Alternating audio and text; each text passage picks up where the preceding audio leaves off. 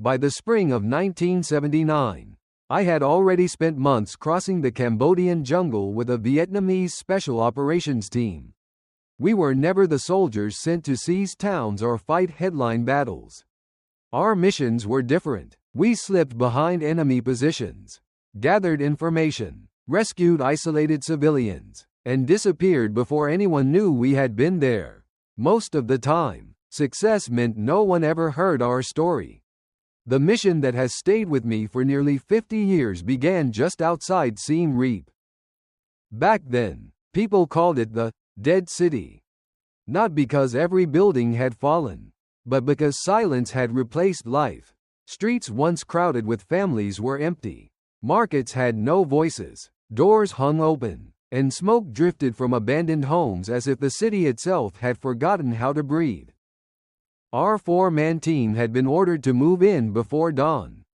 Captain Hung led us. He rarely raised his voice, but every decision he made carried the weight of experience. Locke was our radio operator, a man who could somehow keep everyone's spirits alive despite suffering recurring malaria. The fever came and went without warning, yet he never complained. Then there was Ben, the youngest among us. It was his first deployment in Cambodia. Before leaving Vietnam, he had told us he wanted to save enough money after military service to build a brick house for his parents. As for me, I was simply the team's scout. We carried only what we absolutely needed: an AK rifle, a folded paper map that had already been patched several times, a brass compass, dried rice sealed in cloth bags, a dented canteen hanging from my belt, a hammock with a rain poncho rolled tightly inside, and just enough ammunition for an emergency. Every extra pound could mean the difference between escaping and being caught. The jungle around Siem Reap smelled of wet earth after a night of rain. Water dripped steadily from giant trees while insects buzzed overhead. Somewhere far away, monkeys called through the darkness. But closer to us there was only the sound of boots sinking quietly into soft mud. Nobody talked unless absolutely necessary. Just after sunrise, Locke suddenly lifted one hand. The radio crackled. Static. Then a broken transmission. Enemy movement. Larger than expected. Civilians still trapped.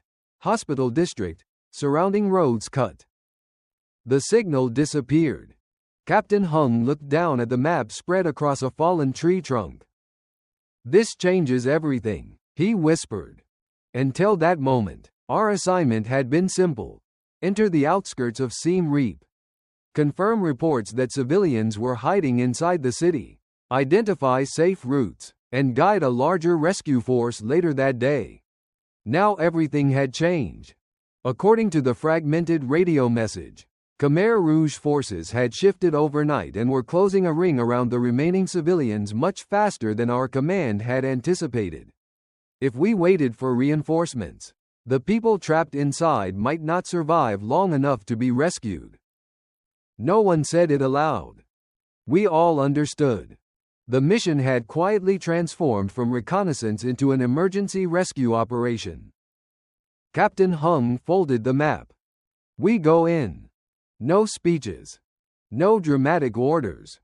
Just 3 words. We checked our equipment one last time. I tightened the strap on my dented canteen.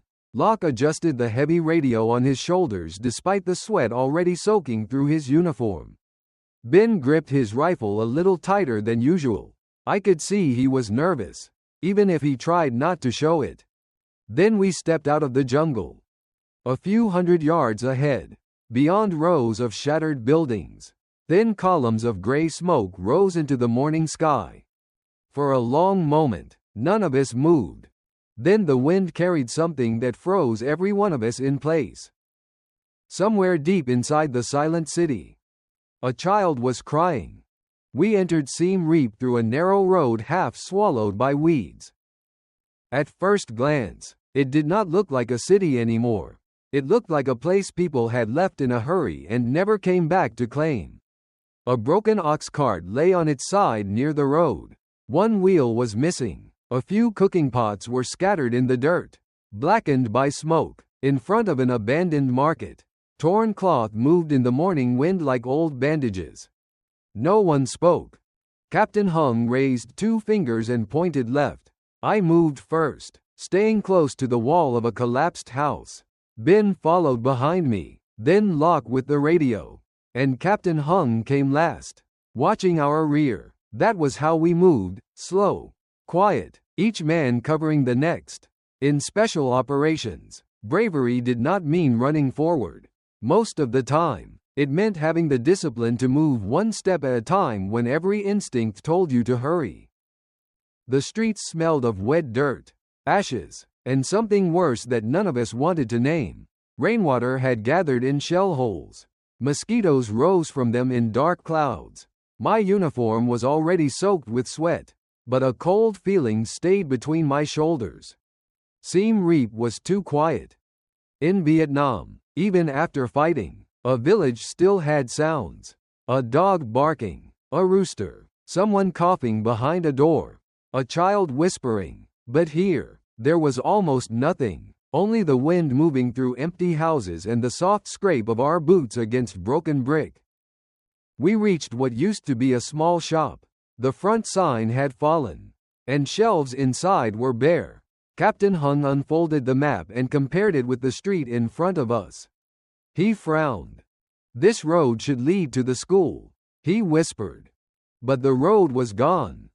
A building had collapsed across it, turning the street into a wall of broken stone, wood, and twisted metal. The map showed clean lines. The city gave us ruins. That was the first lesson that morning. A map could tell you where a place used to be, but not what war had turned it into. Locke lowered himself beside a doorway and adjusted the radio set on his back. His face looked pale, sweat ran down his neck. Though the air was not yet hot, I knew the fever was returning. "You all right?" I whispered. He gave me a tired grin. "If I fall over, just carry the radio. Leave me if you have to." No one laughed. Captain Hung looked at him once, then said, "Nobody gets left." We moved around the collapsed street through a row of houses with walls blown open. Inside one room, I saw a child's sandal near a cooking fire that had long gone cold. I do not know why that sandal stayed with me. Maybe because it was so small. Maybe because it reminded me that war always reaches the people with the least power first. Near the end of the block, I crouched and raised my hand. Fresh tracks. Bare feet. Several men, moving fast. Beside them were deeper marks from sandals made from tire rubber. Khmer Rouge fighters often wore those. The prints cut across the mud and disappeared toward the hospital district. Captain Hung knelt beside me. His eyes narrowed. "How many?" "6, maybe 8, I said. "Passed not long ago." Ben swallowed hard. His hands tightened around his AK rifle. Then, from inside a house to our right, came the faintest sound. Not a gunshot. Not a footstep. A breath. I turned slowly. The wooden door was cracked open just enough for darkness to show inside. For several seconds, nothing moved. Then I saw 2 eyes staring through the gap. A child. Thin face. Dirty cheeks. Too scared even to cry. I lifted my hand to show I meant no harm. Behind me, Captain Hung whispered, "Hold position." The child's eyes shifted past me, toward the street behind us. That was when I understood. The child was not only afraid of us. Someone else was coming. The child behind the door did not move. I kept one hand raised, palm open, the way you would calm a frightened animal. My other hand stayed near my rifle, because fear could make anyone dangerous. In war, even a child's silence could mean several things. He might be alone, he might be warning us, or there might be armed men hiding inside, waiting for us to step closer. Captain Hung gave a small signal. Ben covered the street. Locke lowered himself behind a broken wall with the radio. I moved toward the door inch by inch, careful not to let my boots scrape the dirt. The child's eyes followed me. They were too large for his thin face. I whispered in the few Khmer words I knew. then repeated softly in Vietnamese, "We're not here to hurt you." For a moment, nothing happened. Then the door opened just a little wider. The boy could not have been more than 7. His shirt hung from his shoulders like wet paper. Behind him, the room was dark and smelled of old smoke, sweat, and sickness. I looked past him and saw a broken table pushed aside. Beneath it was a square opening in the floor. A hand reached up from the darkness. Then another. Captain Hung stepped beside me. His face remained calm, but I could feel his body tighten. One by one, people began climbing out from under the floorboards. Women, old men, children, a teenage girl carrying a baby whose cry had become too weak to sound like crying at all. Their faces were gray with hunger. Some could barely stand. One old woman pressed both hands together and bowed, but Captain Hung gently stopped her. "No time," he whispered. There were more than 40 of them packed beneath that house, hiding in a storage space no larger than a small room. They had been there for 2 days, maybe 3. They had almost no water left. A man with a bandaged arm told us, through broken Vietnamese and gestures, that Khmer Rouge patrols had been moving through the streets, taking people away from houses one by one. He pointed toward the hospital district. Many people, he said, still there, sick, children, old people. Captain Hung looked at me. That was the moment the weight of the mission changed again. We had found survivors, but not all of them. Locke tried to raise command on the radio. He turned the dial slowly, listening through the headset. Static hissed and cracked. His hands shook, partly from exhaustion, partly from fever. "Signal's bad," he muttered. "Too much concrete. Maybe distance. I can get pieces. Not a full transmission." Captain Hung crouched beside the civilians and studied the map. The hospital was less than a mile away. Maybe closer if the streets were clear. But nothing in that city was clear anymore. Roads had collapsed. Patrols were moving. And we had 40 frightened civilians who could not run if shooting started. Ben leaned close to me and whispered, "We can't take all of them and go deeper." He was right. That was what made it so hard. Special operations trained us to move fast, stay light, and avoid unnecessary contact, but there was nothing light about carrying the lives of civilians on your back. Every crying child, every limping old man, every thirsty mother changed the math. Captain Hung made the decision. "We split the problem," he said quietly. "We hide this group here until dark. Then we check the hospital." Locke looked up from the radio. "If the enemy finds them before we return?" No one answered right away.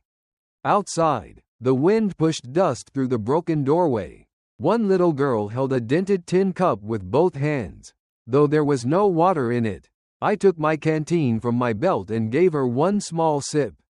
She drank like it was the last water on earth.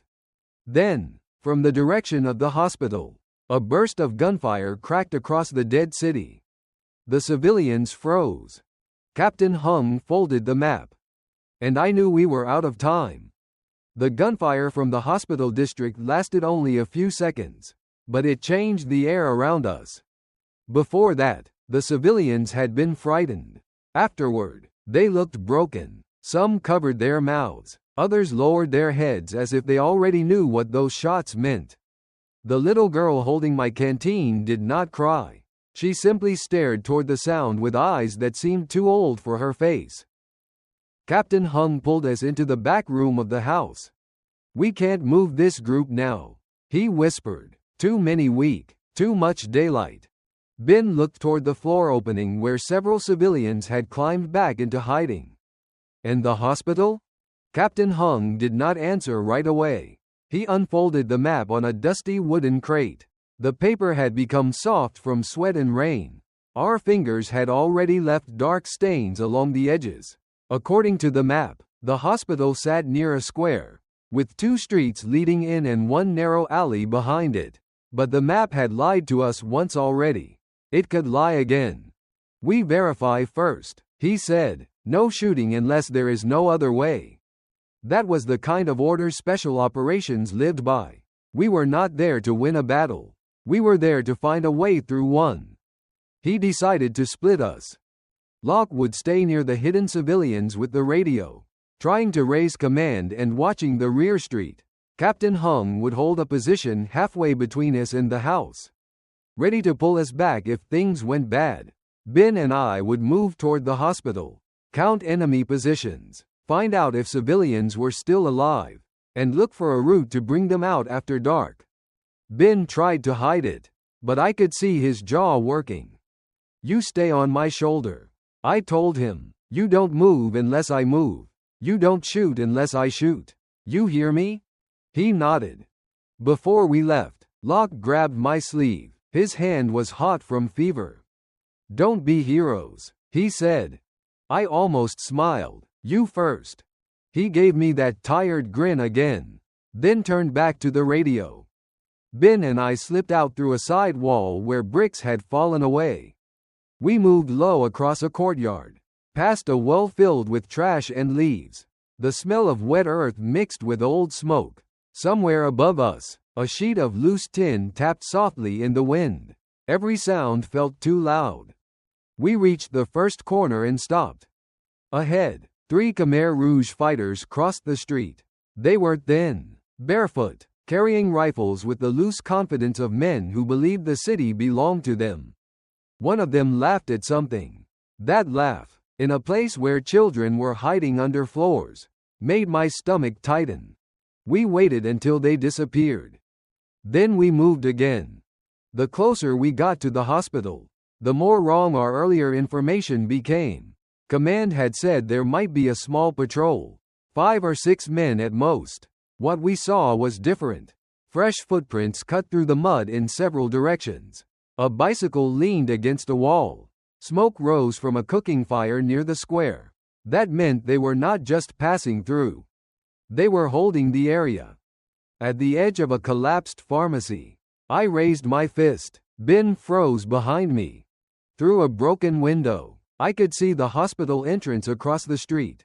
The front gate was damaged, but not empty. 2 armed guards stood near the doorway. Another man sat on the steps, cleaning mud from his rifle. Behind the building, I heard voices. Then came something worse. A woman's voice. Weak, pleading, quickly silenced. Ben's breathing changed. I felt him shift beside me, his rifle coming up. I caught the barrel with one hand and pushed it down. Not now, I whispered. His eyes were wide, angry, scared. For a second, I thought he might argue. He was young, and young soldiers often believed that seeing cruelty meant you had to answer it immediately. I had believed that once too. But in that street, one shot would have killed more civilians than it saved. We needed to leave with the information. We needed to return with a plan. I pointed toward the alley behind the hospital. That was our next move. Ben nodded, but as he stepped back, his boot touched a loose stone. It rolled across the broken floor. Small sound. Sharp sound. Across the street, one of the guards lifted his head. The guard across the street heard the stone. I saw it in the way his shoulders changed first. His rifle stopped moving. His head tilted slightly, like a dog catching a scent. Then he stood and looked straight toward the ruined pharmacy where Ben and I were hiding. For one long second, the whole city seemed to hold its breath. I pressed Ben flat against the broken floor and lowered myself beside him. Dust filled my nose. My cheek touched damp concrete. Somewhere close, a fly buzzed around a dark stain on the wall. I could hear Ben breathing too fast. The guard said something to the others. 2 more men moved toward the street. I put my mouth close to Ben's ear and whispered, "Do not move." His fingers were locked around his AK rifle. I could feel the tremble in his arm. He was not a coward. That was not fear alone. It was the strain of watching helpless people suffer and being ordered to stay silent. That kind of discipline is harder than pulling a trigger. The first fighter stepped through the hospital gate. Then the second. Their sandals scraped over broken glass as they crossed the street. They were close enough that I could see the mud on their ankles. One of them stopped near the pharmacy door and looked inside. Ben's rifle shifted half an inch. I caught his wrist. Slowly. Not hard enough to hurt him. Just enough to remind him that he was not alone. The fighter leaned closer. I could smell sweat, smoke, and old tobacco on him. If he took 2 more steps, he would see us. Then from somewhere behind the hospital, a woman screamed. The fighter turned his head. Another voice shouted from the courtyard. The 2 men cursed and hurried back across the street, leaving the pharmacy entrance empty again. I waited. 5 seconds. 10. 20. Only when the street settled did I signal Ben to crawl backward. We moved on our elbows through glass and splinters. A broken shelf scraped my shoulder. My canteen bumped softly against the floor, and I froze each time it made the smallest sound. That old dented thing had been with me for months, through jungle, rain, and fever, but in that moment I would have thrown it away if it risked giving us up. We reached the back wall and slipped into a narrow alley. There, the map finally gave us something useful. The alley behind the hospital still existed, though half of it was choked with trash and fallen bricks. Through gaps in the wall, we saw what we needed to know. There were civilians inside. Not rumors, not guesses. Real people. A group of them sat under a collapsed awning near the rear ward. Some were wounded. Some looked too weak to lift their heads. I counted at least 60 from where I crouched. And there were voices deeper inside the building. Around them moved more Khmer Rouge fighters than we had expected, maybe 15. Maybe more. This was not a small patrol. This was a trap forming around a crowd of helpless people. Ben looked at me, and this time his face had changed. The anger was still there, but it was buried under something heavier. He understood now. We could not save them by dying in the alley. We had to bring the information back. I pointed toward our withdrawal route. We crawled out the way we came, then moved from wall to wall through the dead streets. Twice we stopped while patrols passed close enough for us to hear their breathing. Once, I had to pull Ben into the shadow of a doorway as 3 fighters jogged past carrying ammunition boxes. By the time we reached Captain Hung, my shirt was soaked through. He saw our faces and knew before I spoke. More than reported? He asked. Much more, I said. Civilians confirmed. Hospital surrounded. At least 15 armed men. Maybe more coming. Locke's radio crackled behind us. His fever had worsened. His lips were pale, but he kept working the dials. Then his eyes lifted. New transmission, he said. Another Khmer Rouge unit is moving toward the city. Captain Hung looked toward the house where 40 civilians were still hidden under the floor.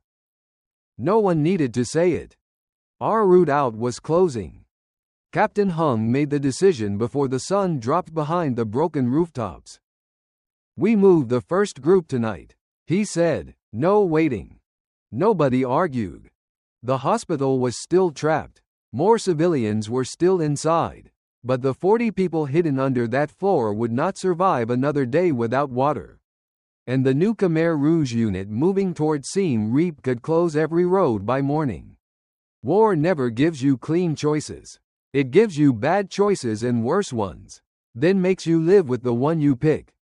We spent the last light preparing them. There was no proper formation for civilians like that. Some were too weak to walk. Some were children who did not understand why they had to stay quiet. 2 old men leaned on pieces of broken wood as walking sticks. A mother tied her baby tight against her chest with a strip of cloth. The baby's lips were dry and cracked. I gave out what little dried rice we had. Not meals, just handfuls. The people ate slowly, almost carefully, as if their bodies had forgotten what food was. Locke passed his canteen around even though I knew he had almost no water left for himself. His fever had climbed higher. Every few minutes, a shiver ran through him. but he kept the radio strap across his shoulder.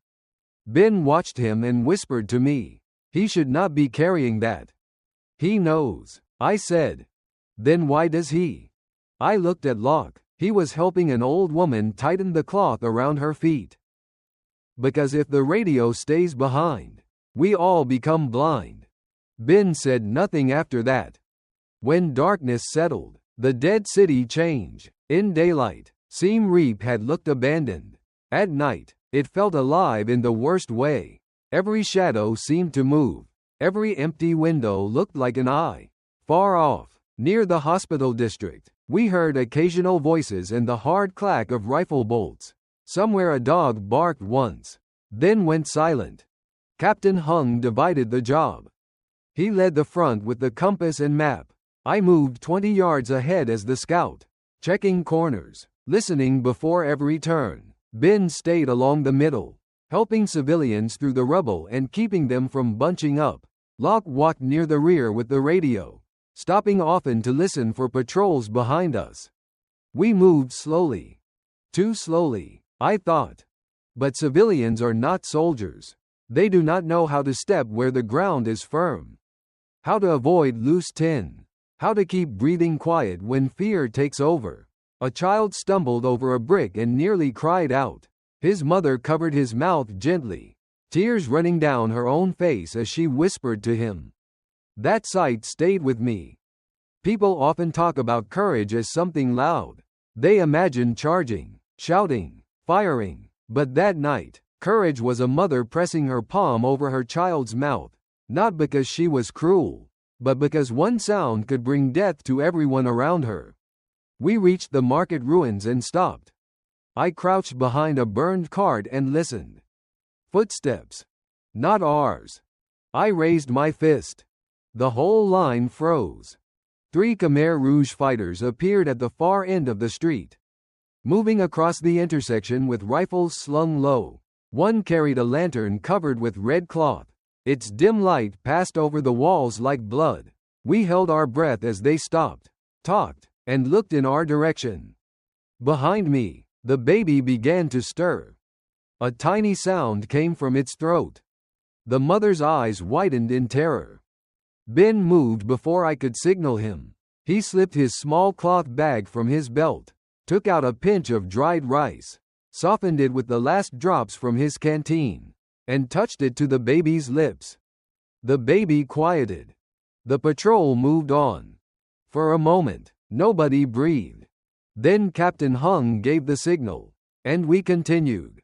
But as we turned into the last alley leading out of the city, a sharp whistle cut through the night behind us. Then another.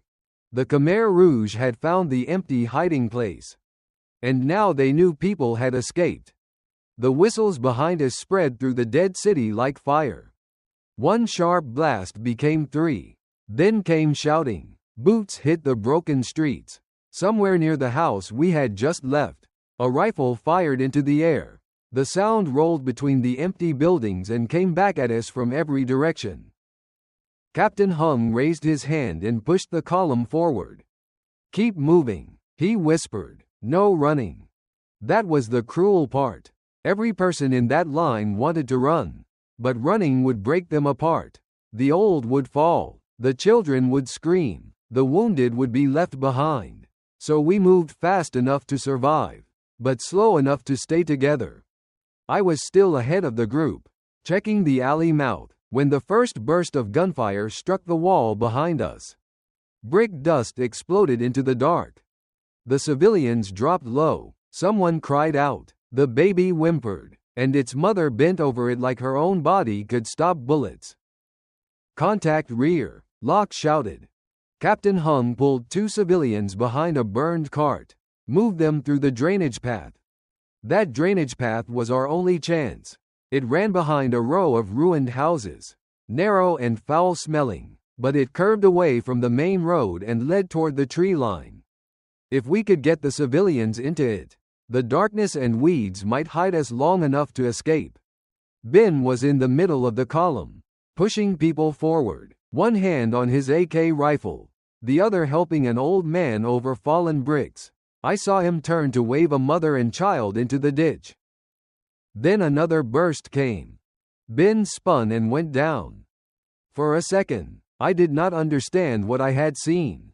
My mind refused it. Then he tried to rise and failed. He clutched his lower leg. Teeth clenched so tight I could see his jaw shaking. Ben, I hissed. He looked at me from 20 yards away. Behind him, shadows moved at the far end of the alley. Khmer Rouge fighters were closing in. Captain Hung grabbed my shoulder. Take the civilians out. I'll cover. His order was clear. It was also right. The mission was the civilians. 40 lives depended on someone leading them through that drainage path. If the line stopped for one wounded soldier, everyone could die. That is the kind of truth they never put in songs.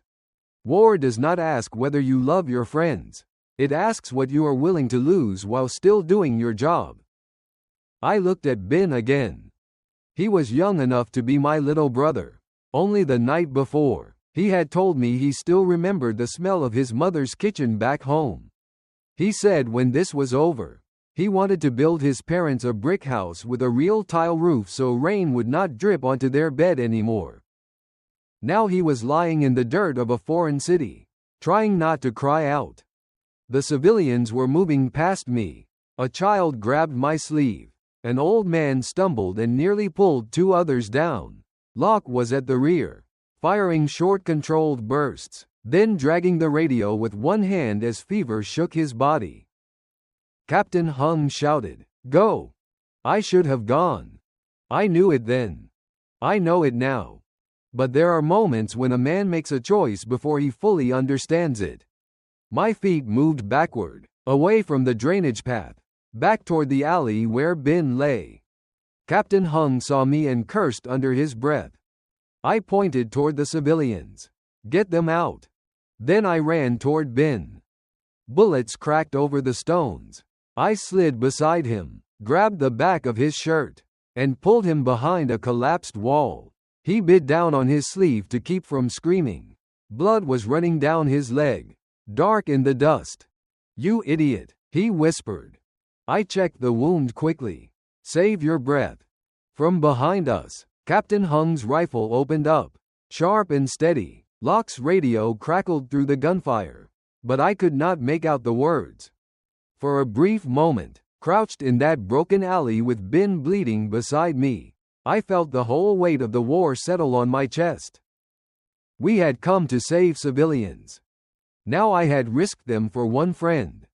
And I did not know yet whether I had made the right choice. Ben's blood was warm on my hands.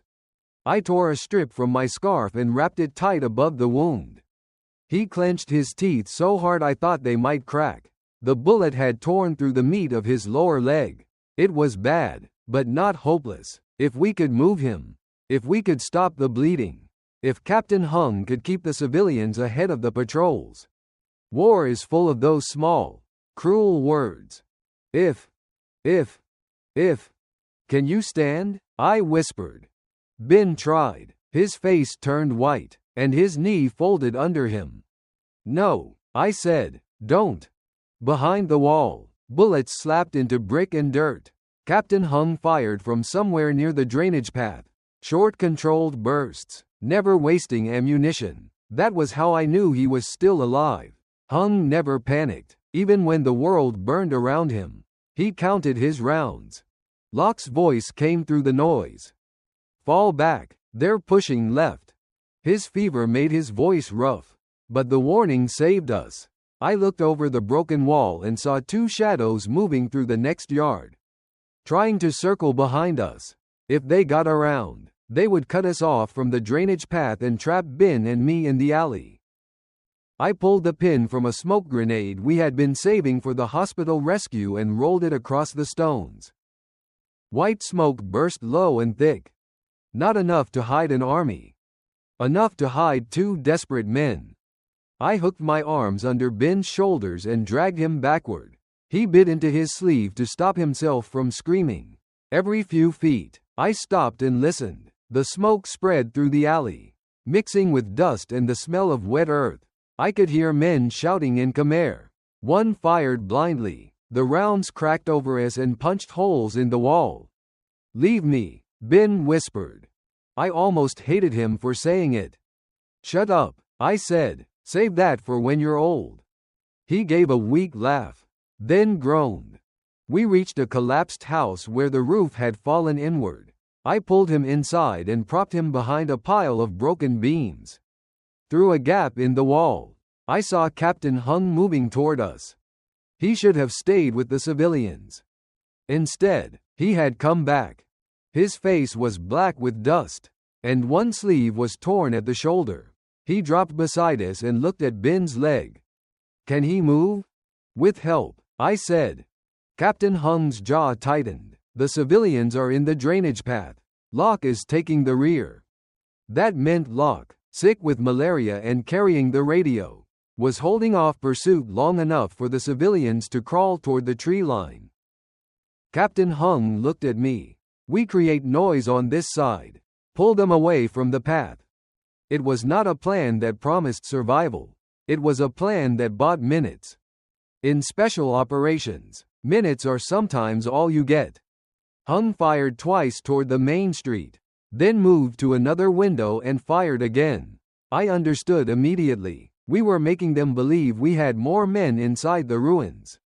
I took Ben's AK rifle, fired from the opposite side of the house, then crawled back before they could locate the muzzle flash. The Khmer Rouge fighters answered with a heavy burst. Wood splintered above my head. For a moment, in that broken room, I thought of the hospital. The people still trapped there. The woman's voice we had heard. The children we had not reached. Saving one group did not erase the pain of leaving another behind. That is a truth war leaves inside you like shrapnel. Locke's radio crackled from Captain Hung's set. Then silence. Hung slapped the receiver. Nothing. The battery was dying. He looked at me, and for the first time that night, I saw worry in his eyes. No radio meant no contact with command. No contact meant no rescue force knew exactly where we were. Outside, the shouting grew closer. Captain Hung grabbed Ben under one arm. I took the other. "Now," he said. And together, carrying our wounded brother between us, we stepped back into the smoke. We carried Ben through the smoke until the city began to disappear behind us. Not all at once. Siem Reap did not let go easily. First came the broken alley, then the drainage path, then the last line of ruined houses where the walls stood like black teeth against the night. Behind us, gunfire still cracked in short bursts, but it sounded farther away now, or maybe I only wanted it to. Captain Hung had Ben under one arm. I had the other. Ben tried to help by hopping on his good leg, but every step pulled a sound from his throat. "Easy," I whispered. He shook his head. "Don't slow down for me." Nobody answered him. Ahead of us, the civilians moved in a thin, uneven line through waist-high grass. Locke was with them, bent under the weight of the radio set. Even from a distance, I could see his body shaking. Malaria fever had him in its grip, but he still stopped every few minutes to listen, then waved the line forward. The jungle swallowed us little by little. The smell changed first. The smoke of the dead city faded, replaced by wet leaves, mud, and rotting wood. Insects screamed from the darkness. Somewhere to our right, night birds called. The ground turned soft beneath our boots, and twice we nearly fell while carrying Ben across roots slick with rain. We had no clean route. The map was almost useless now. Captain Hung checked it under a covered flashlight, then folded it away. From that point on, we moved by compass, memory, and instinct. North by northeast, avoid the main road, stay off dry open ground, keep the civilians under the trees. That was the whole world. One old man collapsed after the first hour. His daughter tried to lift him, but she was too weak herself. Ben saw it and pushed against us. "Help him," he said. "You stay quiet," I told him. Captain Hung looked at me, then at the old man. For a moment, I thought he would order us to keep going. He did not. He lowered Ben behind a tree, handed me his rifle, and went back for the old man himself. That was Hung. He could make hard choices, but he never treated people like numbers. We moved again. Our dried rice was almost gone. I shared the last handful with 2 children and Locke. Locke refused at first. "Give it to the little ones," he said. "You're carrying the radio," I told him. "That makes you one of the little ones tonight." He laughed once, then coughed until he had to lean against a tree. By midnight, our canteens were nearly empty. The dented one on my belt held only a few warm mouthfuls. I gave one to Ben when his lips began to crack. He looked ashamed taking it, as if being wounded were a personal failure. That is another thing war does to young men. It makes them apologize for bleeding. Sometime before dawn, Locke finally got a signal. It came weak, broken by static, but it was enough. "Friendly unit. East Ridge. Hold position. Signal at first light." Captain Hung closed his eyes for half a second. That was the only relief he allowed himself. We kept moving until the sky turned gray. Then, through the trees ahead, I saw shapes that did not belong to the jungle. Helmets. Rifle barrels. The outline of men in formation. Vietnamese soldiers. For a moment, nobody spoke. The civilians seemed afraid to believe it. Then one woman dropped to her knees and began to cry without sound.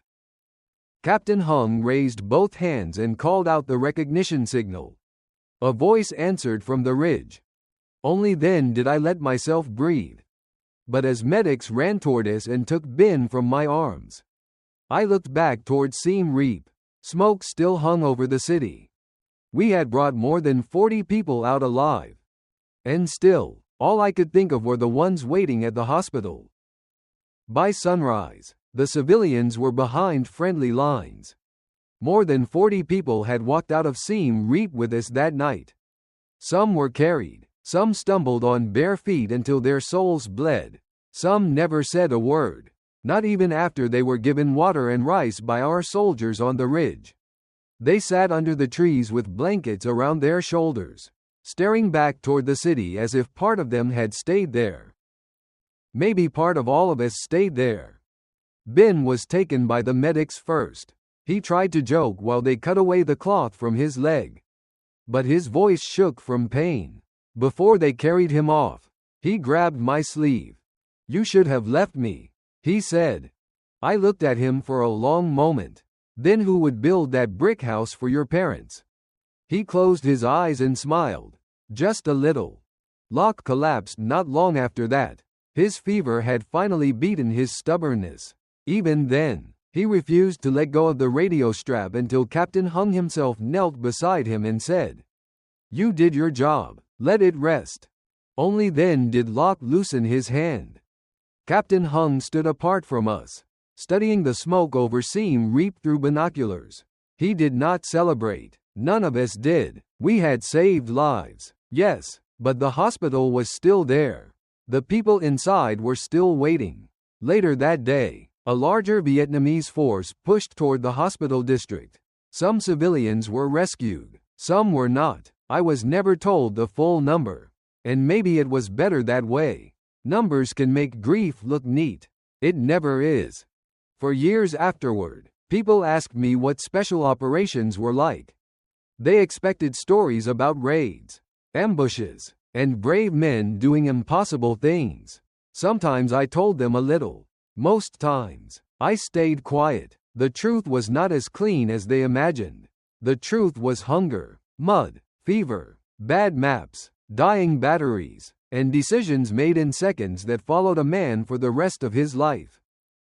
I remembered the mother who pressed her hand over her baby's mouth to keep him alive. I remembered the old man Captain Hung went back for when we had no time. I remembered Ben lying in the alley, telling me to leave him.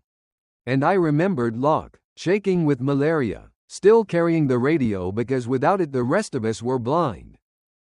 We did not leave Cambodia as heroes. We left older than our years. Ben survived. He limped for a long time. But he did build that brick house for his parents after the war. Locke became a schoolteacher in his hometown.